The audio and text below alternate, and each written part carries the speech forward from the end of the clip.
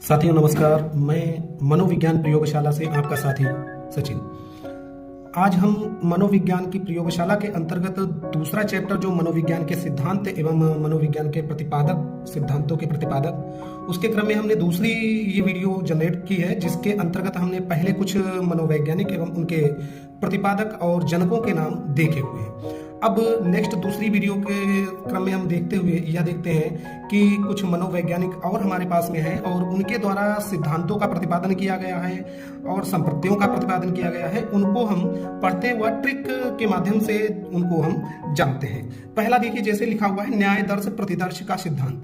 अब इसमें हम लोग लॉजिक लगाएं तो न्याय दर्श का मतलब क्या होता है? न्याय दर्श प्रतिदर्श, जैसा हमने देखा है और उसी के साथ में हम उसके साथ में क्या करेंगे? न्याय करेंगे। तो हम सबसे पहले न्याय दर्श और प्रतिदर्श किसका देखते हैं? हमारा एक लॉजिक निकल के आता है सन। क्या निकल के आता है? सन। तो हम सन से समझ सकते हैं कि हमने अपने सन के साथ में क्या किया? न्याय किया और उसके प्रतिदर्श के अनुसार। तो बुद्धि का न्यायदर्श प्रतिदर्श सिद्धांत थॉमसन के द्वारा दिया गया है। किसके द्वारा दिया गया है? थॉमसन। मतलब हम अपने सन के साथ में क्या करेंगे? न्याय करेंगे। ठीक है। बुद्धि का नेक्स्ट आपका सिद्धांत जो है वो बुद्धि का क्या दिया हुआ है? बुद्धि का आपका पदानुक्रमिक सिद्धांत। बुद्धि का पदानुक्रमिक सिद्धांत किसने दिया है? या सीधे हम कह सकते हैं कि बुद्धि का जो पदानुक्रमिक सिद्धांत है वो आपका वर्ड एवं वर्णन के द्वारा दिया गया है। बुद्धि का पदानुक्रमिक सिद्धांत किसके द्वारा दिया गया है? वर्ड वर्णन। वर्ड एवं वर्णन। वर्णन। ठीक है, वर्ड एवं वर्णन। देखिए, इसमें ऐसा है कि कुछ हम सिद्धांतों में अपना लॉजिक लगा सकते हैं, उसमें ट्रिक्स का यूज कर सकते हैं, लेकिन कुछ को हम सीधा सीधा हमको देखना पड़ेगा, उसको ध्यान देना पड़ेगा कि इसमें किसके द्वारा। जैसे बुद्धि का पदानुक्रमिक सिद्धांत किसके द्वारा दिया गया है? वर्ड एवं वर्णन। बुद्धि का व खा सिद्धांत, बुद्धि का व खा सिद्धांत जो दिया है वो हैब के द्वारा दिया गया है। किसके द्वारा दिया गया है? हैब के द्वारा दिया गया है। ये सिद्धांत बुद्धि का और खा के सिद्धांत, ये जो सिद्धांत है वो स्पीयरमैन के ही सिद्धांत पर कार्य करता है। जिस प्रकार से स्पीयरमैन ने बुद्धि के इस जर्नल फैक्टर को इन्होंने का बोला है और उनके स्पेसिफिक फैक्टर जो यस फैक्टर था, जो दूसरा स्पेसिफिक कारक था यस कारक, उसको इन्होंने खा सिद्धांत बोला है। तथा बुद्धि के का और खा का सिद्धांत जो है वो एक तरह से देखा जाए वो स्पीयरमैन के सिद्धांत पर, द्विकारक सिद्धांत पर कार्य करता है, जो हैब के सिद्धांत के नाम से जाना जाता है। बुद्धि का व खा सिद्धांत। अगला सिद्धांत है बुद्धि का तरल व ठोस सिद्धांत। उसी प्रकार से जो बुद्धि का तरल व ठोस सिद्धांत, प्रतिकारक व विशेषक सिद्धांत, व्यक्तित्व का 16 पीएफ सिद्धांत। अब देखिए कि बुद्धि का तरल व ठोस सिद्धांत, इसमें क्या होता है कि जो कैटल महोदय, इसको देने वाले कौन है? कैटल। कैटल, इनको हम इंग्लिश में बोले तो हम कह सकते हैं आरबी कैटल। आरबी कैटल लिख करके आता है, इसका पूरा नाम आरबी कैटल है। ठीक है। तो इन्होंने बुद्धि का तरल व ठोस सिद्धांत दिया है। जिस प्रकार से उन्होंने जी और यस को डिनोट किया है, उसी प्रकार से इन्होंने बताया है बुद्धि में दो तत्व रहते हैं, एक तरल होता है, दूसरा ठोस। तरल जो होता है वो फ्लूइड होता है और ठोस जो होता है वो बदलता नहीं है। उसी प्रकार से अगला है, इन्होंने विशेषक सिद्धांत दिया है। नेक्स्ट इन्होंने व्यक्तित्व का 16 पीएफ सिद्धांत। इन्होंने व्यक्तित्व के 16 पर्सनालिटी फैक्टर के बारे में बात बताई है, जो बताया है कि जो शील गुण होते हैं में, वैसे तो शील गुण के, व्यक्तित्व के शील गुण का सिद्धांत जो दिया है वो आलपोर्ट के द्वारा दिया गया है, लेकिन इन्होंने क्या किया है कि कुछ महत्वपूर्ण शील गुण को छांट करके अपने सिद्धांत को निर्मित किया और जिन्होंने इसमें व्यक्तित्व का 16 पीएफ सिद्धांत बताया हुआ है। साथियों, अगला है उसके आगे बुद्धि का नेक्स्ट सिद्धांत है हमारा बुद्धि का इकाई सिद्धांत। बुद्धि का इकाई सिद्धांत जो है वो हमारा दिया है स्टर्न एवं जॉनसन के द्वारा। ये डायरेक्टली आपको देखना पड़ेगा, स्टर्न एवं जॉनसन के द्वारा दिया गया है। बुद्धि का इकाई सिद्धांत किसके द्वारा दिया गया है? स्टर्न एवं जॉनसन के द्वारा दिया गया है, जिन्होंने बुद्धि को इकाई सिद्धांत के अंतर्गत बताया हुआ है। नेक्स्ट अगला सिद्धांत आपका आता है समूह गतिशीलता सिद्धांत। इसमें देखिए ट्रिक बहुत अच्छी सी लगती है। समूह गतिशीलता सिद्धांत, या हम अगले सिद्धांत को कह सकते हैं तलरूप या क्षेत्र का सिद्धांत। तलरूप का सिद्धांत, क्षेत्र का सिद्धांत, field of theory.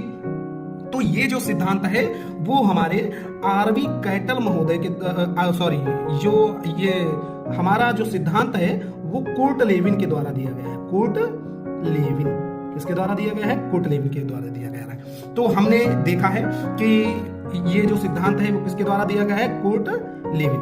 Court Lewin में क्या लगता है कि समूह गतिशीलता का संप्रत्यय कि तलहटी के कुत्ते समूह में गतिशील थे। मतलब जो तल रूप सिद्धांत जो दिया है वो आरबी कैटल से, कोर्ट से हमने डॉग का मतलब कुत्ते का संप्रत्यय निकाल लिया। इन्होंने सिद्धांत में प्रयोग नहीं कुत्ते पे किया है, परंतु इसमें मैंने लॉजिक लगाया कि जैसे कोर्ट से मैंने डॉग को, कुत्ते को निकाल लिया है। और गतिशीलता को हमने देखा है कि समूह में गतिशील कहाँ के कुत्ते थे?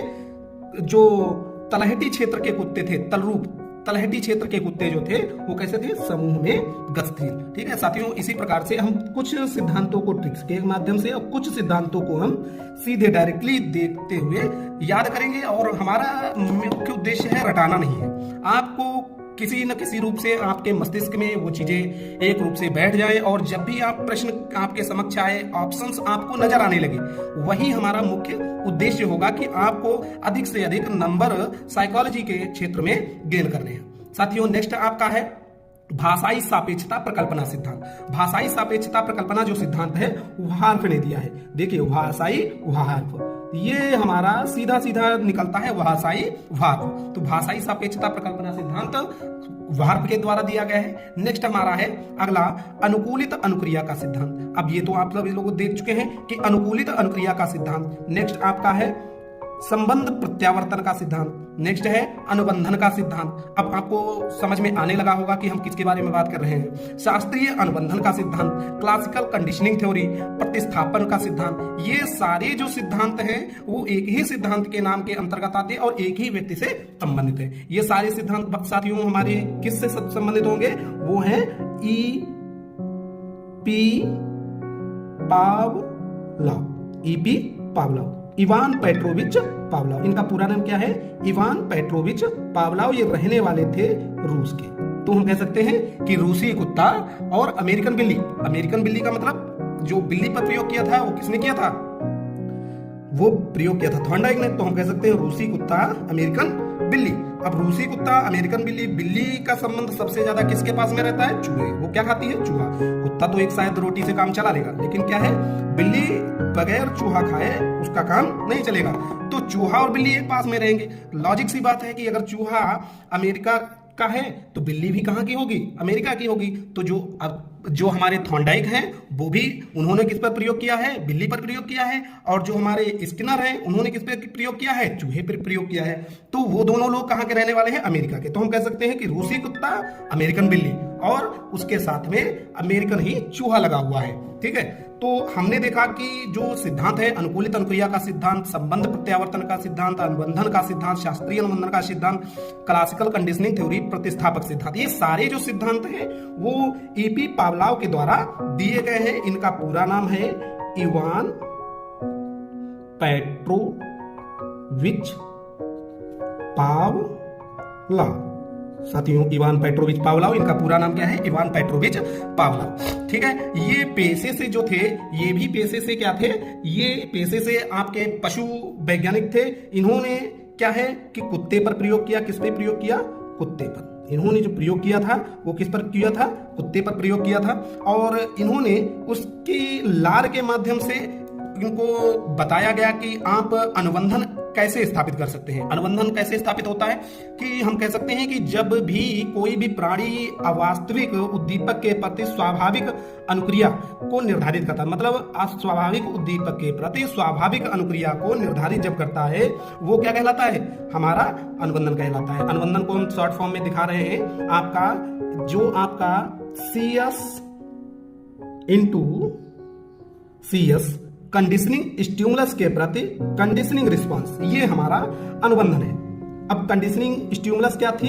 घंटी। ये क्या थी? घंटी। घंटी की आवाज। घंटी की आवाज। और CR क्या थी हमारी? लार।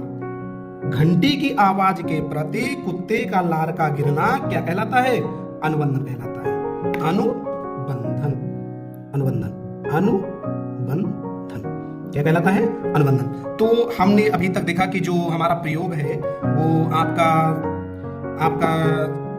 अनुकूलित अनुक्रिया अनुबंधन, संबंध प्रत्यावर्तन, अनुबंधन का सिद्धांत, शास्त्रीय अनुबंधन, ये सारे सिद्धांतों का जो प्रयोग है वो यह एक ही सिद्धांत है और इसको देने वाले जो हैं वो हमारे कौन है?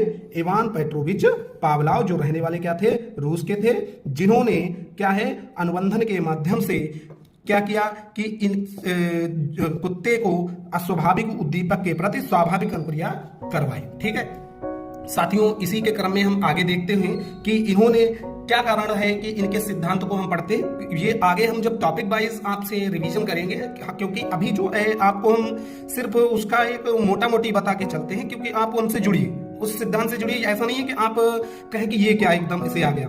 ठीक है, तो उस चीज को जोड़ने के लिए हम अभी थोड़ा मोटा मोटी आपको बताते हुए चलते हैं और उस चीज को जोड़ते हुए चलते हैं, क्योंकि जब भी आगे आपको हम पढ़ाएंगे तो वो चीज आपके दिमाग में एकदम से क्लिक करेगी कि वहां पे ये चीजों को बताया गया हुआ था, ये व्यक्ति उस सिद्धांत से संबंधित है, आपके लिए कभी कुछ नया सा नहीं लगेगा।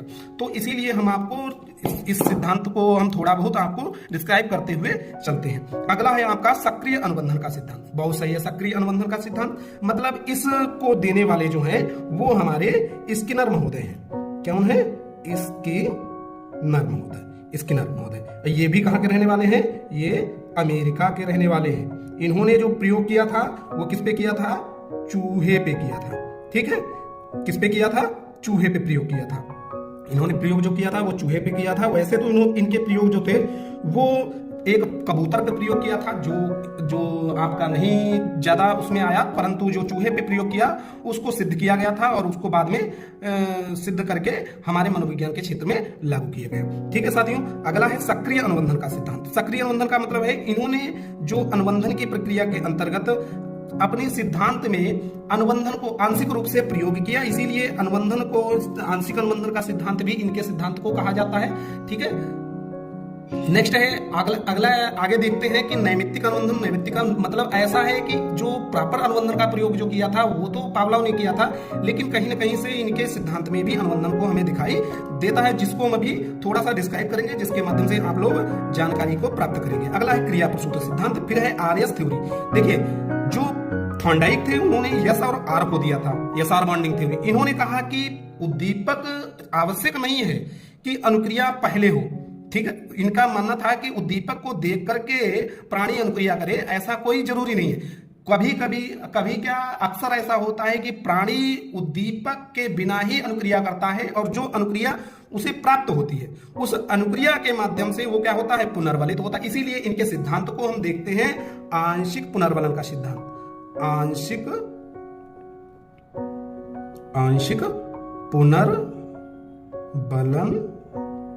का सिद्धांत। ठीक है, इनके सिद्धांत को हम क्या बोलते हैं? आंशिक पुनर्वलन का सिद्धांत। अब देखिए कि जो पुनर्वलन का सिद्धांत वास्तविक रूप से जो दिया है वो सीएल हॉल के द्वारा दिया गया है, परंतु इन्होंने आंशिक रूप से पुनर्वलन किया है, क्योंकि इन्होंने जो प्रयोग किया था वो क्या किया था? चूहे को एक स्किनर बॉक्स था, डिब्बा, उसमें बंद किया और उसके बाहर की साइड में एक उद्दीपक के रूप में एक आपका कह सकते हैं कि जार सा लगाया और उस जार को एक पाइप से संबंधित करके अंदर एक लगी हुई ट्रे उस स्किनर बॉक्स में। ठीक है, उस स्किनर बॉक्स में क्या है था कि जैसे मान लिया कि ये आपका स्किनर बॉक्स है और उस स्किनर बॉक्स में इन्होंने ये आपका ट्रे बाहर की तरफ लगाई, जिसमें उन्होंने उद्दीपक के रूप में कुछ दाने रखे और अंदर क्या होता था कि यहाँ पे इन्होंने प्लेट लगाई और इस खाने का संबंध इसमें उससे था। अंदर एक क्या था? अब होता क्या है कि यहाँ पे एक लाइट लगाई जाती है। अब उस लाइट को लगाने के बाद में अंदर एक चूहा कोई बैठा हुआ है और वह चूहा भूखा था, उसने क्या किया? अनुक्रिया करना प्रारंभ कर दिया। अब देखिए कि जब भी प्राणी भूखा अथवा उसे आवश्यकता किसी चीज की होती है तो वो अनुक्रिया करता है, क्रिया करता है, और उस अनुक्रिया के फलस्वरूप क्या होता है कि एक लीवर लगा हुआ है, यहीं पे लीवर लगा हुआ है, क्या करता है कि वो है दक्षिणावर्त और वामावर्त। दक्षिणावर्त का मतलब होता है सीधा, वामावर्त का मतलब होता है उल्टा, और वो अगर सीधा घूमता है तो वह इस लीवर पर पैर पड़ता है। ये ध्यान रखिए कि इस लीवर पर पैर पड़ता है तो अचानक से ये लाइट ब्लिंक करती है। जैसे ही लाइट ब्लिंक करती है तो इसमें से कुछ अंश दाने का निकल करके इस प्लेट पर आ जाता है और इस प्लेट पर आते ही चूहा उस दाने को देख करके उस दाने को देखता है और खा लेता है। उस दाने को प्राप्त करने के बाद में चूहा क्या महसूस करता है? पुनर्वलित महसूस करता है, स्वयं को पुनर्वलित महसूस करता है और पुनः अनुक्रिया करने के लिए तैयार हो जाता है। तो दोस्तों इस छोटे से मैंने आंशिक भाग के माध्यम से आपको नैमित्तिक अनुबंधन या क्रिया प्रसूत के माध्यम से क्रिया प्रसूत और आर्यस थ्योरी को आपको बताया है। ठीक है साथियों, अगला आपका है अनुदेशनात्मक विधि। ठीक है, अनुदेशनात्मक विधि के जनक भी क्या है? स्किनर है। और स्किनर ने हमें पाठ्यक्रम में कहा है कि सरल से कठिन की ओर हम मतलब किसी भी पाठ्यक्रम को छोटे छोटे भागों में विभाजित करते हैं, उनका अध्ययन करते हैं। तो इस विधि को हमारे जो देने वाले हैं वो स्किनर हैं और उन्होंने अनुदेशनात्मक विधियों को 4 भागों में बांटा है। तो जिसमें पहली जो विधि है रेखीय अनुदेशन विधि, ये क्या है? रेखीय अनुदेशन विधि के जनक जो हैं वो हमारे स्किनर महोदय ही हैं। अगले रेखीय के बाद में शाखीय है, आपका मैथेटिक्स है, आपका कंप्यूटरीकृत है। ये सभी जो हैं वो अलग अलग वैज्ञानिकों के द्वारा दिए गए हैं, जिसमें पहला जो है रेखीय अनुदेशन जिसके है स्किनर महोदय। ठीक है, अगला हम बताते हैं इसी क्रम में। अगला आपका है कि रेखीय के बाद में आपका आता है शाखीय अनुदेशन। शाखीय अनुदेशन विधि, शाखीय अनुदेशन विधि के जनक जो हैं वो क्राउडर है। कौन है? क्राउडर। ठीक है, और अगला है मैथेटिक्स। मैथेटिक्स अनुदेशन विधि। मैथेटिक्स अनुदेशन विधि के जनक जो हैं वो गिलवर्ट महोदय हैं। कौन है? गिलवर्ट। ये आता है अधिकतर परीक्षाओं में, ये टेट के एग्जाम में पूछा गया प्रश्न है कि आपका मैथेटिक्स अनुदेशन प्रणाली के जनक जो हैं वो कौन है। ठीक है, और अगला है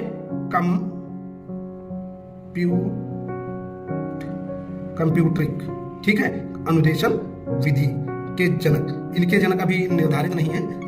जैसे ही हमको कंफर्म होगा तो आपको एक पर्सनल में बता दिया जाएगा। ठीक है, तो कंप्यूटरीकृत अनुदेशन विधि के जो जनक हैं वो आपके मैथेटिक्स अनुदेशन विधि के जनक गिलवर्ट हैं। ठीक है, शाखीय अनुदेशन विधि के क्राउडर हैं। साथियों इसी प्रकार से हमने इस पेज को निर्धारित कर लिया है। अगले पेज को हम देखते हुए चलते हैं। अगला पेज बताइए कि अगले पेज के हिसाब से हम देखते हैं अगला वीडियो क्रिएट किया जाए, अथवा एक ही वीडियो में हम देखें तो 35 से 40 कैंडिडेटों को मैंने क्लियर कर लिया, उनके सिद्धांतों को क्लियर कर लिया है। नेक्स्ट अगला वीडियो आपको अगले सेशन में 3 वीडियो के रूप में 3 प्रतिपादक सिद्धांतों के रूप में आपको मिलता है। साथियों लगातार हमारी कोशिश जो है वो आपके साथ में जुड़ने की है। आप लोग अपना राय और अपने कमेंट्स के माध्यम से अपने सजेशंस हमको प्राप्त करा सकते हैं, जो हम उसके लिए आपके लिए क्या बेहतर ला सकते हैं, क्या बेहतर कर सकते हैं। आप लोगों का सहयोग और हमारी मेहनत आपको रंग लाएगी और आपके जीवन को सफल बनाएगी। धन्यवाद।